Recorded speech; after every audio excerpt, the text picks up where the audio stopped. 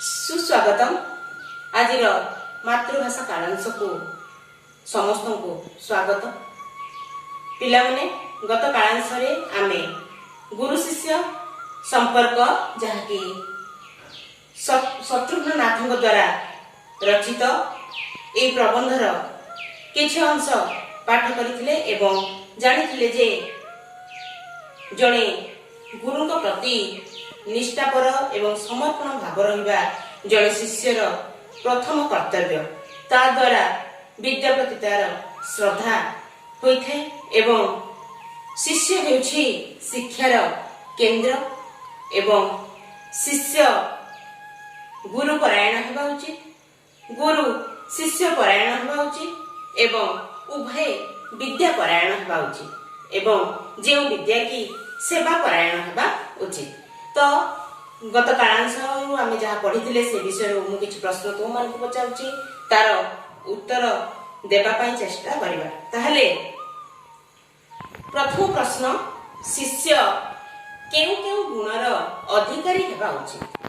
गत कालांश रे पढ़ाई दिला तार उत्तर हेउछि शिष्य श्रद्धावान हेबो, स्वाध्याय करिबो एवं अनुरागी हेबो। एई भली गुणावलीर अधिकारी शिष्य हेबा उचित। 2 नंबर प्रश्न, तेजस्विना वधितमस्तु केउ उपनिषदरु आनीत? यह मध्ये हम जानिथिले जे एहा कठोपनिषदरु आनीत। विद्या किपरि सेवा परायण हेबो? एबे भी मु कहली तुम मानको जे गुरु शिष्य परायण हेबे, शिष्य गुरु परायण हेबे, उभय विद्या परायण हेबे एवं जेउ विद्या की सेवा परायण हेबा उचित। काहार स्थान सर्वोच्चरे बोली शत्रुघ्न नाथ कहिछन्ति? गुरु स्थान सर्वोच्चरे बोली शत्रुघ्न नाथ कहिछन्ति। तो आज आमे एई विषयर आउ दुईटी अनुच्छेद को पठन करिबा। जेहेतु शत्रुघ्न नाथ थिले जड़े शिक्षाविद, तेणु तांकर एई शिक्षा प्रति थिला अगाढ़ पांडित्य एवं सेहि पई तांकर जो लेखा गुड़िक साधारणतः बहुत लेखारे बहुत गुड़िए सुंदर सुंदर शब्द को से प्रयोग करिसंती, जो शब्द गुड़िक आमे बुझिबा पई हुइतो टिके कष्ट होउची, तथापि आमे समस्त चेष्टा करिबा से तांकर भावना को बुझिबा पई। तो मु वर्तमान पुस्तक पठन करूची, तुमे माने निज निजर पुस्तक को देख। दुखर कथा वर्तमान आमर गुरु शिष्य संपर्क ए प्रकार नुह। संपर्क निबिड़न होई अनेक स्थल रे कलुषित होई जाउछि, कुष्ठा और कलंक आरोप करा जाउछि। संदेह और शंका उभयंक मध्य रे विभेद और व्यवधान सृष्टि करिछि। शिक्षार प्रसार और शिक्षायतनर संख्या वृद्धि संगे संगे गुरु और शिष्यक मध्य रे दूरत्व वृद्धि पाउछि, जहा फल रे व्यक्तिर प्रतिभा और जातीय नैपुण्य विकास हेउ नाही, संबलर समुचित उपयोग होई पारु नाही। शिक्षार लक्ष्य पंड होई जाउछि, शिक्षालय समाज ठारू दूरेई जाउछि। श्रद्धार वृद्धि परिवर्ते जीवन समय शक्ति और अर्थ श्राद्ध ही सार होछि। शिक्षायतनर साधनार पीठ न होई संघर्ष और संग्राम क्षेत्र होई जाउछि। आध्यात्मिक शक्तिर संचार घटिबा परिवर्ते असुर शक्तिर तांडव लीला संगठित हेउछि। सहयोग सूत्रर सम्मिलित उद्यम आदौ नाही कहिले चले, बरं संकीर्ण स्वार्थ साधन पाई अहेतुक प्रतिद्वंदिता चलीछि। आम शिक्षा एक गण प्रक्रिया होई पारि नाही। एहा फलरे जे मुष्टिमेय लोक शिक्षार सुविधा भोग करुछन्ति सेमाने एहाकु संपूर्ण करगत करि पकाउछन्ति। परिवर्तनर सकल प्रचेष्टा पानी फटका परी मिळेई जाउछि। आम शिक्षा विशेष भाव पुस्तक कैंद्रिक मुखस्थीकरण खूब गौरव अर्जन करिछि। एहा गुरु शिष्यर सुसंपर्क स्थापन करिबारे परिपंथी बरं गुरुंकर स्वीकृति अनावश्यक मने हुए। कामर जगत और पाठर जगत मध्यरे व्यवधान बढ़ी बढ़ी चली समाज ठारू विच्छिन्न और विरक्त हुई शिक्षायतनर सौध उपरकू उठी जाउछि। एपरि स्थलरे अनर्गल बखाणिबा बा वक्तृता देवा गुरुंकर परम धर्म होइछि। छात्र माने एहाकू अधिक मूल्य देउछन्ति, सेमाने दूररु शुणुछन्ति। सेतिकिरे प्रथम श्रेणी रे प्रथम हेबार योग्यता मिली पारुछि। शिष्यंक पक्षरे गुरुंकर समीप हेबार आवश्यकता नाही, करी देखाई देबार सुजोग नाही। परस्पर जीवन को समृद्ध करिबार सचेतनता आसिबो काहेकि? व्यक्तिगत और साधारण जीवन रे ऐक्य प्रतिष्ठा करी विचार को आचरण रे फळाइबार आवश्यकता नाही। प्रणाली परीक्षा और प्रशासन आदि सकल क्षेत्र गुरु शिष्य निकट संपर्क प्रतिष्ठा करिबारे सहायक हेउ नाही। छोट बड़ सब कामरे राजनीतिर कलुषित अनुप्रवेश एक प्रधान अंतराय होइछि। शिक्षा एक सहयोगी विकासमूलक कार्यक्रम, यह साब्यस्त होई पारु नाही। प्रतिभा परिपूर्ण प्रकाश क्वचित हेउछि। कागज पत्र रे प्रतिष्ठा किंतु कामरे नहीं। ताहले आमे जानिछन्ति जे ए विषय शत्रुघ्ननाथ तीनोटी भागरे विभक्त करिछन्ति।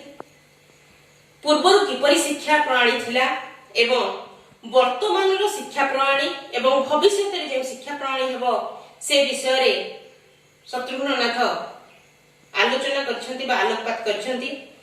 तो पूर्वरु जो गुरु शिष्य संपर्क थिला अति निबिड़, किंतु वर्तमान आउ ताहा नाही। पूर्वे आश्रम रे शिष्य माने रहुथिले, गुरुंक सहित मिलीमिशी विभिन्न प्रकार कार्य करुथिले एवं शिष्य गुरुंकर अति निकटतर हेउथिला। कारण उठिबा ठारू सोइबा पर्यंत से माने एकाठी विभिन्न कार्य करुथिले आ सेठी स्वावलंबी हेबार शिक्षा दिया जाउथिला। प्रत्येक शिष्य निजर काम निजे करुथिले एवं जीवन रूपक जो महाग्रंथ थिला ताकू से माने पठन करिवार सुजोग लाभ करुथिले। किंतु वर्तमान आउ ताहा नाही। समस्ते पुस्तक कीट होइछन्ति। शिक्षा आयतन वृद्धि पाइछि। जुआड देखिबो शिक्षा आयतन बड़ वर्तमान शिक्षा संदेह शंका कुश्चा और कलंक कालिमारी बुड़ी रही एवं कुरूप धारण करिछि। शिक्षार प्रसार और शिक्षायतनर संख्या वृद्धि पाइछि सत, किंतु व्यक्ति मानकर अंतर्निहित गुणावलीर विकास होई पारु नाही एवं शिक्षार समाज ठारू दूर को चली जाइछि। केवल व्यवसाय शिक्षार प्रथम लक्ष्य होछि। विद्या प्रति श्रद्धा परिवर्ते जीवन समय श्रम और अर्थ केवल विनियोग होछि एवं आध्यात्मिकता ठारू शिक्षा बहु दूर को चली जाइछि एवं एहा आसुरिक शक्ति आड़कू गति करिछि। छात्र शिक्षक अभिभावक और समाज मध्यरे सहयोग क्रमे विलुप्त होछि। शिक्षा आउ गण प्रक्रिया न होई मुष्टिमेय लोकंकर एक व्यवसाय परिणत होइछि बा मुष्टिमेय लोकंकर हाथ मुठाकू शिक्षा चली जाइछि। गुरु एवं शिष्य उभय वर्तमान बहु दूर। तेणु एई सांप्रतिक शिक्षा पुस्तक केंद्रिक हो ହୋଇଛି ଏବଂ ମୁଖସ୍ଥୀକରଣ କୁ ଲୋକମାନେ ପସନ୍ଦ କରୁଛନ୍ତି ଏବଂ ଗୁରୁଙ୍କର ଯେଉଁ ଅନର୍ଗଳ ଭାଷଣ ବା ଯେଉଁ କେବଳ ପୁସ୍ତକରେ ଥିବା ବିଦ୍ୟାକୁ ପଢ଼ାଇ ଦେଲେ ନିଜର କର୍ତ୍ତବ୍ୟ ଶେଷ ହୋଇଯାଉଛି, କିନ୍ତୁ ଏହା ଜୀବନ ଜୀବିକା ଠାରୁ ବହୁ ଦୂରରେ। ଜୀବିକା ପାଇଁ ଯେଉଁ ଶିକ୍ଷା ଲାଭ କରିବା କଥା ସେ ଶିକ୍ଷା ଛାତ୍ରମାନେ ପାଉନାହାନ୍ତି, ଯାହାଫଳରେ କି ଗୁରୁ ଶିଷ୍ୟ ସମ୍ପର୍କ ସ୍ଥାପନରେ ଏହା ପରିପନ୍ଥୀ ଅର୍ଥାତ୍ ଅନ୍ତରାୟ ସୃଷ୍ଟି କରିଛି।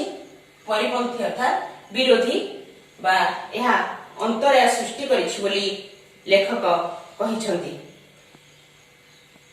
ତ କେବଳ ବଡ଼ ବଡ଼ କୋଠା, ଚାକଚକ୍ୟପୂର୍ଣ୍ଣ ପରିବେଶ ଏସବୁକୁ ଦେଖି ଛାତ୍ରମାନେ ଆକୃଷ୍ଟ ହୋଇ ଶିକ୍ଷା ଆୟତନରେ ନାମ ଲେଖାଉଛନ୍ତି, ଯାଦ୍ୱାରା କି ସେମାନେ ନିଜର ଜୀବନ ଠାରୁ ବା ନିଜର ଜୀବନରେ ଯେଉଁ ଜୀବିକା କରିବା ଠାରୁ ଦୂରେଇ ଯାଉଛନ୍ତି।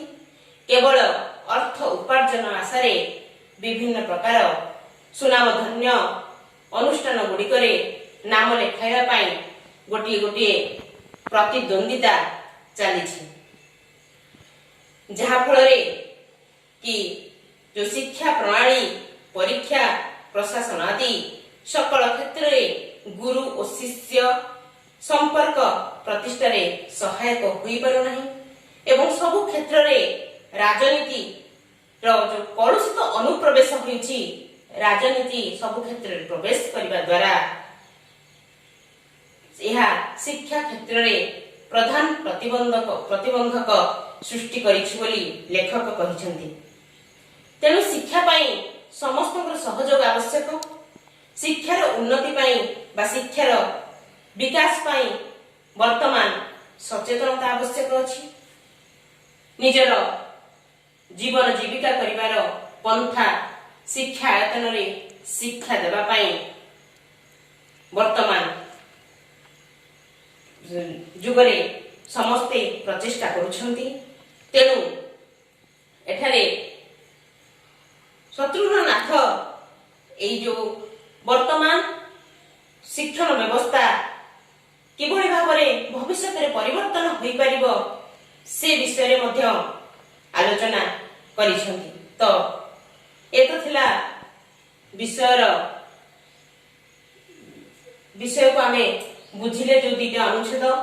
ତ ଏଥିରେ କିଛି କଷ୍ଟ ଶବ୍ଦ ଅଛି, ସେଇ କଷ୍ଟ ଶବ୍ଦ ଗୁଡ଼ିକର ଅର୍ଥ ଆମେ ଜାଣିନେବା। କୁଶ୍ଚା ଅର୍ଥ ନିନ୍ଦା, ଶଙ୍କା ଅର୍ଥ ଭୟ, ନୈପୁଣ୍ୟ କହିଲେ ଦକ୍ଷତା, ନିପୁଣରୁ ନୈପୁଣ୍ୟ ହେଇଛି। ପଣ୍ଡ ଅର୍ଥାତ୍ ଲକ୍ଷ୍ୟ ସାଧନ ନ ହେବା। ମୁଷ୍ଟିମେୟ ଅଳ୍ପ ସଂଖ୍ୟକ ଅର୍ଥାତ୍ ଗୋଟେ ମୁଠାରେ ଯେତିକି ସଂଖ୍ୟକ ଲୋକ ରହିପାରିବେ ତାକୁ କୁହାଯାଏ ମୁଷ୍ଟିମୟ ଅର୍ଥାତ୍ ଅଳ୍ପ ସଂଖ୍ୟକ ଲୋକ। କରଗତ ଅର୍ଥାତ୍ ନିଜ ଅକ୍ତିଆରରେ ରଖିବା ବା ଅକ୍ତିଆର କରିବା। ପରିପନ୍ଥୀ ଅର୍ଥାତ୍ ବିରୋଧୀ। ମୁଖସ୍ଥୀକରଣ ଅର୍ଥାତ୍ ଘୋଷିକି ମନେ ରଖିବା। ଆଜିର ଯେଉଁ ଶିକ୍ଷା ହେଉଛି ତାହା ପୁସ୍ତକ କେନ୍ଦ୍ରିକ ଶିକ୍ଷା ଏବଂ ଯେ ପୁସ୍ତକକୁ ଘୋଷି ମନେ ରଖି ପ୍ରଥମ ହେଲା ସେ ବା ନେଉଛି ଏବଂ ଯେଉଁ ଶିକ୍ଷକ ବା ଶିକ୍ଷୟିତ୍ରୀ ପୁସ୍ତକରେ ଥିବା ବିଷୟକୁ ଅନର୍ଗଳ କହି ଚାଲିଛନ୍ତି ସେ ମଧ୍ୟ ପ୍ରଶଂସାର ପାତ୍ର ହେଉଛନ୍ତି। କିନ୍ତୁ ପୂର୍ବ ଯୁଗରେ ଯେଉଁ ଗୁରୁକୁଳ ଶିକ୍ଷା ଥିଲା ତାହାଠାରୁ ଏହା ବହୁ ଦୂରରେ। ତ ଅନର୍ଗଳ କହିଲେ ଗୋଟିଏ ନିଶ୍ୱାସରେ କହି ଚାଲିବା ଏବଂ ଅନ୍ତରାୟ ଅର୍ଥ ପ୍ରତିବନ୍ଧକ। ତାହେଲେ ଆଜି ପାଇଁ ଏତିକି। ପରବର୍ତ୍ତୀ କାଳାଂଶରେ ଆମେ ଏହାର ଶେଷ ଭାଗ ଆଲୋଚନା କରିବା।